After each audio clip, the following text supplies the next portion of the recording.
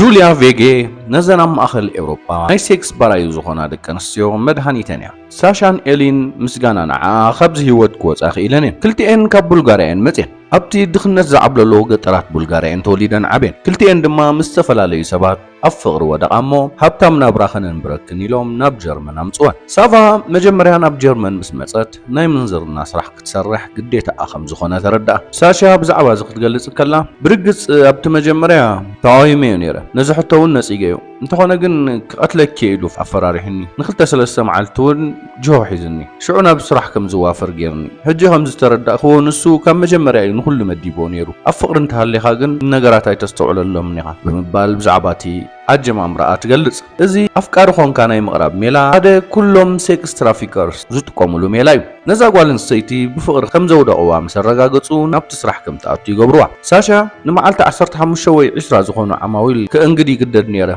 خاب حدا عميل دما بقمقام حمسا يرو أتاوي يتولهم انتخونا قنا مودا تاور حزهبون غنزب كلتاوي سلسة ميتي يرو تراي كالو كلو نعو يزوصدو عميل نبتزل خوخ في المسمة أمري كابسرح وصا خمز خوني زقبروع بز دما أبتن عصرت حموشوي 10 دقيق أبو خمزي اللخو غيري يتحسب بقى خميو أبتو بوتي اللخون إذن أمري كم مكلا خلز تقومون لميلا ينيرو دما تبل ساشا ود حدا عمد قول علوها إلي دما نتو ما بلغاريا زلو ناشت حواتات قالي أبزع جوان كلتين نايس ريس سراحين سرحا أتاوي إن تحوتو كان تغنى أبت نايسيك سراح قني اللوان بزي حاجز جوليا خبزي وتاي موتانا نيرنا دما يبلا عملي أب كتما مانهايم زركب أبز سراح نزساتف هذا كنستيو ماكل مخرن دقافن زهب أكاليو بهزبا وفيان جنزبا وحاجزن دما يمحضر جوليا أبز ما أخل سراح كاب تجمر شوعت عمتايو أبت مجمرها تريح تقاوموتات يزقط ما نيرو مخنياتو أب جرمن إذن أيسيك السراح بزوح تقبال الناس لزي بلو جوليا أبز عبازي أبت مجمرها نخحقزوني زتبقسو سبات أزي محدات يم نيروم زبز حسب سلامتاي زنا بسرح ساتف هذا كنستيو حاجز كم زدلين ايردوني نيرو كم مثلا سبات غنزو كوفي زدليو اتحاجز نهصانات انساتات ወይ ድማ ናይ ኣምሮ ሕማት ምዝኸውን ጥራዩ ድማ ትብል أملي نزن أب سرح ساتف هذا كنستيو ናይ መግቢ ኾነ ህጹጽ ሓገዝ የበርክት ካብቲ ህይወት ክወፃን ዝዘልያ ድማ ንኽወፃ ይረድአን ሳንድራ ናብዚ ማእኸል ዳርጋ ኩሉ ግዜያት መላለስ ንስሃ መግቢ ምስራሕ ትፈትያ ሎሚ ናይ ዓዳ ጀማይካ መግቢያ ትሰርሓለን ዘላ ሳንድራ ብዛዕባ እዚ መጀመርያ ናብዚ መጻ ኩሉ መዓልቲ ኣብ ኢደይ ፌስታላት ሒዘ ናብዚ ኣትዎ ዘይነበረኒ የመጽ ካብ ሽዑ እንዳሓር ግን ሓቂ ዘረባ ኩሉ ነገር ተኣምሪ ኮይኑ ኣብዚ ተቐቢሎም በቃ በታ ዘለኻያ መንነት እዮም ዘቕርቡኻ ድማ ትብል ኣስቲ ኣብ ጎደናታት ኣብ ዝነበረትሉ ግዜ ደቂ ተባዕትዮ ኣብኣ ሓደ ነገር ጥራዮም ዝርዩ ኣመንዛርነታ ሳንድራ ንባዕላ ብዓመፅ ተወሊዳ ኣብ ሓጓኣ ንኣዴኣ ምስ ዓመፅያ ተጠኒሳ دحر تصني حدمان ساندراون عمصا نس ابزعبا زي حنت والنسيتي تتعميصا منفساون عمصي نوح غزي مس نفسي تماويتي كفكرم بسبات تقبالነት ክህልወኒ ይኽእል ዶ ዝብል ሕቶ ኩሉ ግዜ ዝመፀኒ ምክንያቱ ዘስተላለኹም ሰባት ክትቆም ለይ ጥራዮም ዝዘልዩ ድማ ትብል ወልፍጋንግ ሃንዴ ሓኪም ናይ ማህፀኒ ቦለንቱ ድማ ኣብ ኣመሊ ንሰሙን ሓንሳብ ይሰርሕ ሳንድራ ኣብዚ ሕጂ እዋን ናይ ምንዝርና ስራሓ ሕልፍ ሕልፍ ኢላ ገንዘብ ክትስእን ከላ ጥራይ ኣሰርሖ ንውልፍጋንግ ድማ ቼክ ኣብ ንኽገብረላ ኣብዚ መፅኦ እዋን ተሓቶ ውልፍጋንግ ሃንዴ ዝበዝሓ ካብተን ዝርኤን ፋይቶት ብዝተፈላለዩ ናይ ማህፀን ሕማማት كم الساقيا يقلص ساندرا ግን دحن تمثل الله نسو بزعبا زي اذن دق انستيو كبيت سخم تسكيمن ينزخدا زلوا ولكوا ببروح ገጽን بفشختان يقبل خمبر وشتن ግን ጉዱዩ ንመላ ህይወተን ምስን ዝኸይድ በሰላይ ዘለወን ውሽተን ድማ ሱቡሪ ኣብ ዝኾነ ዝምድና ከኣቱ አይደልያን ሰባት ናይ ምእማን ሽግሩን ኣለዎን ብፍላይ ድማ ነወዳ ድማ ይብል ንሱ ወሲኹ ኣብዚ ጉዳይ እቶም ደለልቲ ጥራይ ተወቀስቲ ይኮኑን እቶም ነዚ ናይ ዘናዋልድ ኣገልግሎት ዝረኽቡን ዝኸፍሉን ተሓተት ምዃኖም ይገልጽ ምክንያቱ ኣብቲ ቦታ ክኸዱ ከለዉ ንዖም ዝንጋዕ እኳ እንተመሰሎም ህይወት ናይታ ጓል ኣንስተይቲ እዮም ኣበላሽዮም ዝኸዱ ዘለዉ እዘን ደቂ ኣንስትዮ መዘናግዒ ማሽን ኣይኮናን ንገንዘብ ክብላየን ብፍቓደን ዝዕመፃ ዘለዋ ዞባ ማንሃይም ንኻብ 160 ሃገራት ዝመፁ 23000 ሰባት መንበር እዩ ዝበዝሑ ካብዚኦም ኣብዚ ቦታ ናይ ምንባር ድሌት የብሎምን ኣብዚ ቦታ ስራሕ ዳርጋ የለን ዝበዝሕ ኣፓርትመንታት ዝኣረገ ኮይኑ ዝሰረፈ ከዓ كم متن لعل خبري أبز زوبا سرح أمن زارنت كل كان تخونه جن زوتوري جوليا أبز بوتا بزح جزيات حلف بزد ما أزن دك نستيو كم زعمنا أتكبر أنت خونه جن قليل نجار يكونه قبل عليا أمنت كحدرا بزح جزيز وصدلنا سرات كاكير أبز بوتا كف خفيتي سرح جوليا تسرح صراحة عندما يا أمنومي نسوا أبت بوتا 4 عامات صريح له أنت خونه جن ጓሉ ምስ ተወልደት መንበሪ ገዝኡ ናብ ካልእ ቦታ ገዓዘ ቅድሚ ሓደ ዓመት ሰብኣብ ኣፍ ደገ ካፍኡ ተቐቲሉ እዩ እዚ ናይ ፋይቶት ስራሕ ድማ ዋላ እኳ እንተተኸልከለ ደው ግን ኣይበለን ሳዳት ብዛዕባ እዚ ቀደም ዝስራሕ ብግሉጽ እዮም ዝሰርሕዎ ነይሮም ሕጂ ምስ ተኸልከለ ግን ብዘይ ሕጋዊ መንገዲ ካብ መስርሑ ኣይተቆጠቡን ከም ቀደሞም ስርሖም ኣይቋርጹን ኩሉ ከም ቀደሙ ይቕጽል ኣሎ ኣብ ሆቴላት ኣፓርትመንትን ገዛውቶምን ይቕጽልዎ ኣለዉ ድማ ይብል እንተኾነ ግን ኮሮና ቫይረስ ለውጢ ከም ዝመጽእ ገይሩ እዩ ነዚ ናይ ማንሃይም ጎደናታት ኣጸሚዩ ሰብ ዘይብላ ከተማ ምሲልዋ እዩ ዝበዝሑ ወነንቲ ናይ ዝባራት ክዓጽኡ ተገዲዶም እዮም ገለገሊኦም ነዚ ዕድል ንምትዕርራይ ትካላቶም ተጠቂሞምሉ እተን ብባርነት ከም ቀዋሚ ዝሰርሓ ዝነበራ ደቂ ኣንስትዮ በቶም ደላሎ ናብ ዓደን ተመሊሰን እየን ሮማንያ ካልእ ነዚ ተእንግድ ከተማ እያ ዋጋታት ኣብዛ ከተማ ምስ ናይ ጀርመን ኣወዳዲርካ ዝሓሰረ እዩ እንተኾነ ግን በቲ ናይ ኮሮና ምኽንያት ብዙሕ ኣይተጸልወትን እዚ ስራሕ ፋይቶትነት ኣብዛ ከተማ ኩልኩል እኳ እንተኾነ እቶም ፖሊስ ግን ከም ዘይረኣዩ ኮይኖም እዮም ዝሓልፍዎ ካብዚ ንግዲ ዝኸስቡ ውሕዳት ፖላይስ እውን ኣይሰኣኑን እዮም ሮማንያ ኣብ ኤውሮጳ ብብልሹና ኣብ ቀዳማይ ደረጃ ትስራዕ ሃገር እያ እንተኾነ ግን ኣብዚ እውን ነዘን ደቂ ኣንስትዮ ንምሕጋዝ ዝተበገሱ ሰባትን ማሕበራትን ኣለዉ ንኣብነት ኣራስ ነዘን ደቂ ኣንስትዮ ማስክ ቴምፓንን ኮንዶምን ብነጻ ይህበን መሬላ ናብዚ ቦታ ሓገዝ ደለያ መጽያ ንሳ ብኮቪድ-19 ከይትልከፍ ፍርሒ ነይርዋ እዩ ዝበዝሑ ካብቶም ዓማዊላ ዘይውሕዝ ፆታዊ ርክብ ክፍጽሙ ከም ዘገድድዋ እያ ትገልጽ መሬላ ጓል 32 ዓመት ኮይና ነዚ ስራሕ ድማ ን10 ዓመታት ሰሪሓቶላ መሬላ ብዛዕባ እዚ ስራሕ ክረክብ ኣይከኣልኩን ንኽረክብ ፈቲነ እኳ እንተነበርኩ ግን ኣይተዓወትኩን ኢንተርቪው እኳ እንተግበሩኒ ክንድውለልኪና ይብሉ እሞ ብኡ ገይሮም ይጠፍኡ ኣብ ጎደናታት ወፅኤ ዝሰርሕ እንተዘይኮይኑ ካልእ ምንጫታዊ የብለይን ንመግበይን መንበሪን ዝኾነኒ ስራሕ ጥራይ ዘለኒ ካልእ ምርጫ ድማ የብለይን ድማ ትብል 300 ካብዘን ሴክስ ወርከርስ ካብ ሮማንያን ቡልጋርያን እየን ዝመጻ ካብዘን እንተን ዝበዝሓ ድማ ትሕቲ ዕድመን ሊልያና ኣብ ኢድ ሓደ ሴክስ ትራፊከርስ ክታቱን ከላ ገና ህፃንያ ነይራ ኣደኣ ምስ ካልእ ሰብ ዝምድና ምስ ጀመረት ንሓደ ደላሊ ናይ ሴክስ ወርከርስ ኣሕሊፋ ሂባታ ሊልያና ብዛዕባ እዚ እቲ ደላሊ ኣብ ማእኸልቲ ጎደና ከም ንስራዕ ገይሩ ብንጹር ኣይዝክሮን ግን 13 ወይ 14 ሰባት ንኸውን ነርና ንሓደ ወዲ ምጽኡ ድማ ንኽመርጽ ሓበሮ እቲ ሰብ ናባይ ኣመልከተ ታሕቲ ዕድመ ነይረ ጓል 17 ዓመት መሲልዮም ነይረ ግን ገና 14 ዓመት ከማን ኣይመላኹን ፌርማይ ዘለዎ ፓስፖርት ሰሪሕለይ ነበረ ናይ ወለደይ ፌርማውን ነይርዎ ናብ ኢታሊ ወሲድኒ ካብ ሃገር ናብ ሃገር ኣሰጋገርዋ ኢታሊ ሃንጋሪ ሮማንያ ምሳ ብዛዕባ እዚ ኣዝዮም ዘፍርሑ ህሞታት እዮም ነይሮም ታዝኸፍአት ግን ሽጉጥ ኣብ ግንባሪ ዝተዓመረሉ እዋን ነይሩ እንተኾነ ግን ማዕረማዕሪውን ሓንቲ ሳንቲም ከይሃቡ ገዲፎም ንኽኸዱ ከለዉ ዝኸፈ እዩ ነይሩ ክቕጥቅጡኑ ከለዉ ኩሎም ቶም ብዕሉጋት እንስሳታት ከም ድላዮም ክጻወቱለይ ከለዉ ግን ብጣዕሚ ይኸቢድ ኣብ ህይወተይ እንታይ እቲ ዝኸፍአ ነገር ኣይፈልጥኒ ምክንያቱ ኩሉ ክፉ እዩ እንተኾነ ግን ኩሎም እዞም ተመኩሮታት እውን ኣብ ህይወተይ ሓያል ከም ዝኸውን ገይሮምን እዮም ኣብ መወዳእታ ሊልያና ካብዚ ህይወት ብፖሊስ ነፃ ክትወፅእ ከኣለት ኣብዚ ጀነራቲ ታናል ዝበሃል መዕቆብ ድማ መንበሪ ተዋህባ እዚ ቦታ መዕቆቡ ኮይኑ ቅድሚ 20 ዓመታት ብማርያና ዝተባህለት ውልቀ ሰብ ይቆይሙ እዚ ቦታ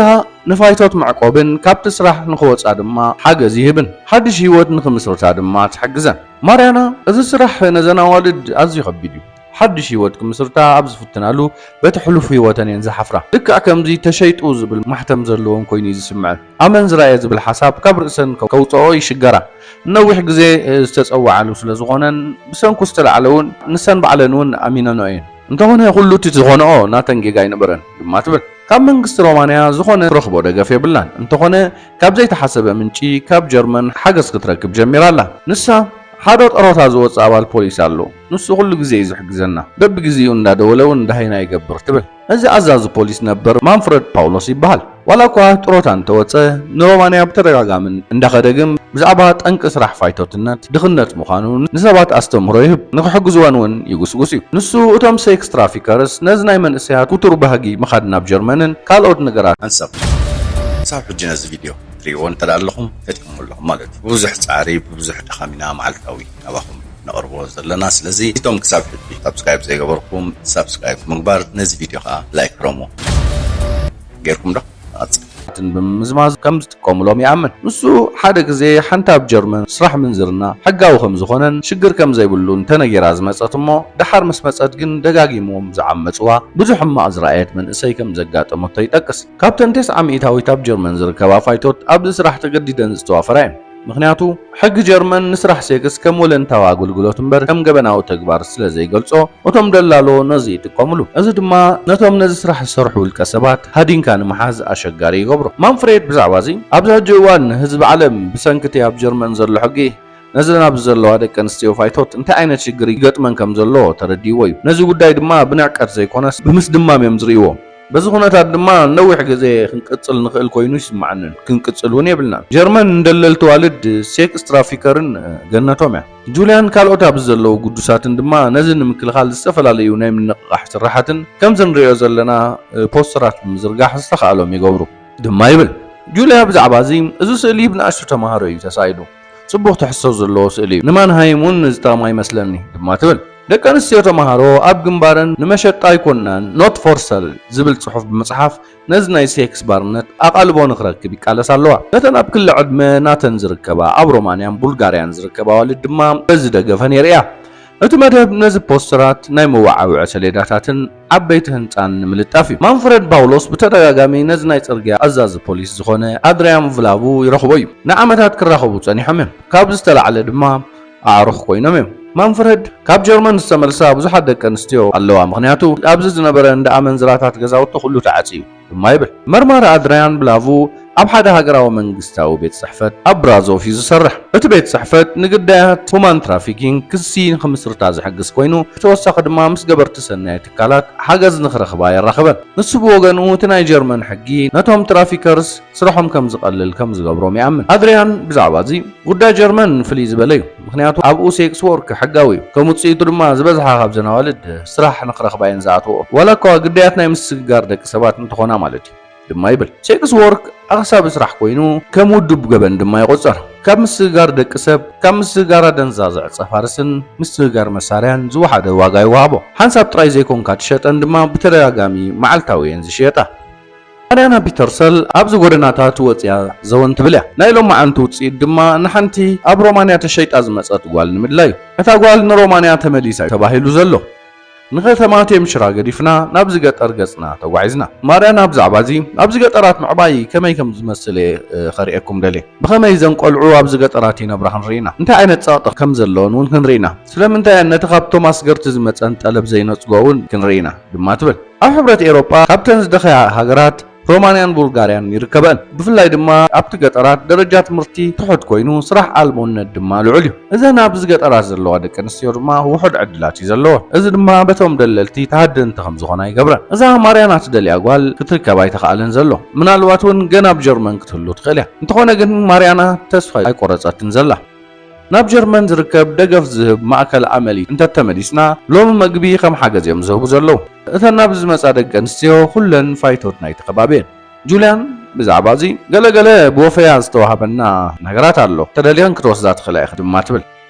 እተን ደቂ ኣንስትዮ ካብ ከም በዓል ቡልጋርያ ዝኣመሰለ ሃገራት ዝመፃ እየን 900 ናይተን ኣብ ጀርመን ዝርከባ ፋይቶት ስደተኛታት እየን ዝበዝሓ ካብዚአን ብዘይ ሕጋዊ ዝሰርሓ ኮይነን መንበሪ ገዛ ኢንሹራንስን መንበሪ ፈቓድን ዘይብለን እየን ጁልያን ገለ ካብዚአን ንዓመታት እያ ትፈልጠን ጁልያን ብዛዕባ እዚ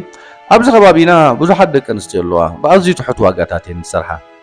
ንገሊአን ብዙሕ ገንዘብ እዩ ዝመስለን ግን ነዚ ንኽረኽባ ኣዝዮም ብዙሓት ዓማዊል ከስተናግዳ ኣለወን ንመዓልቲ ክሳብ 40 ዓማዊል ዘእንግዳ ደቂ ኣንስትዮ ፈልጥ እየ ድማ ትብል ከፈታትን ባራትን ምስ ዓማዊል ንምርኻብ ይጥቀምሉ ዋላ እኳ ኣብ ግዜ ኮሮና እቲ ስራሕ ተዓፅዩ እንተነበረ ገና ብኦንላይን ይቕፅል ነይሩ እዩ ሳንድራ ነተን ነዚ ስራሕ ንምስራሕ ዝጠቕማ ኣፕስ ዳርጋ ንኹለን እያ ትፈልጠን ገለ ካብአን ሌዲስ ሹገር ዳዲስ ባይ ሚ ዝብላየን ብተወሳኺ ርክባት ብፌስቡክን ብዋትሳፕን እውን ይካየድ እዩ በዚ ድማ ናይ ሴክስ ወርክ ወይ ድማ ናይ ምዝመዛ ስራሕ ይቕፅል ፖሊስ ብዙሕ ዝገብርዎ ነገር የለን እዞም ቅዱሳት ወገናት በዚ ምክንያት ኣካይዶም ብምቕያር እተን ፋይቶት ኣብ ልዕሊኦም እምነት ከም ዝሕድራ ብምግባር ሓገዝ ከም ዝረኽባ ይገብሩ እቲ ናይዛ ከተማ ኣዛዚ ፖሊስ ናብዚ ማእኸል ብኣካል በፂሎ ኣንድሪያስ ሽቴንገር ኣብ ምምርማር ጾታዊ ምዝመዛ ንዓመታት ክሰርሕ ዝጸንሐ ኮይኑ ነዚ ዘሎ ኩነታት ድማ ጽቡቕ ገይሩ እዩ ዝርድኦ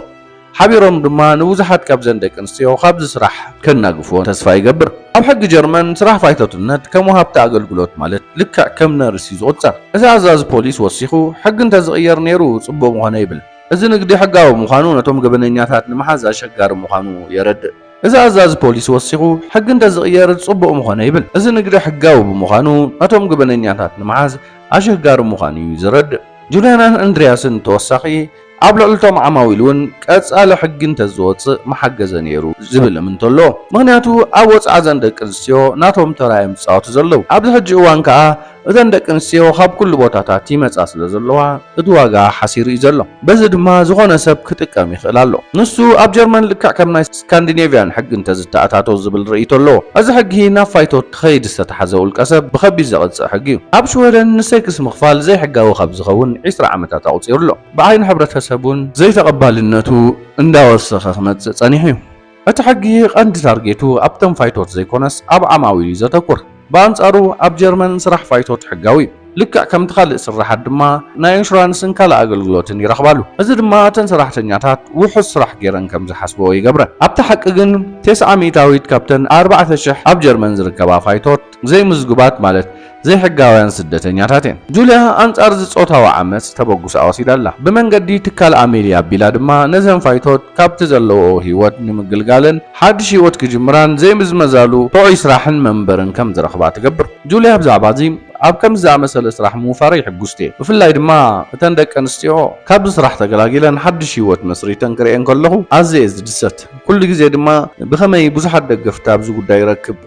ብምባል ሓደሽቲ ሓሳባት ይፈጥር ኣብዘን ዝሓለፋ ውሑዳት ዓመታት ብዙሕ ነገር ጌርና ኢና ድማ ትብል ሳሻን ኤሊን ካብዘን ተጠቀምቲ ዝዕድላት እየን ምስጋና ንኣመሊ ነቲ ናይ ባርነት ህይወተን ክወጻሉ ክኢለን ነቲ ዝሓለፎ ህይወት ፈጺመን ኣይርስዖን እየን እቶም ኣብ ኣመሊ ዝተላለዮም ሰባት መሰል ከም ዘለዎንን ንመሰለን እውን ቃለሳ ከም ዘለዎን እውን ኣረዲዖመን እዮም ኣብ ጎነን ደው ምባል ድማ ሓያላት ከም ዝኾና ገይሮም እዮም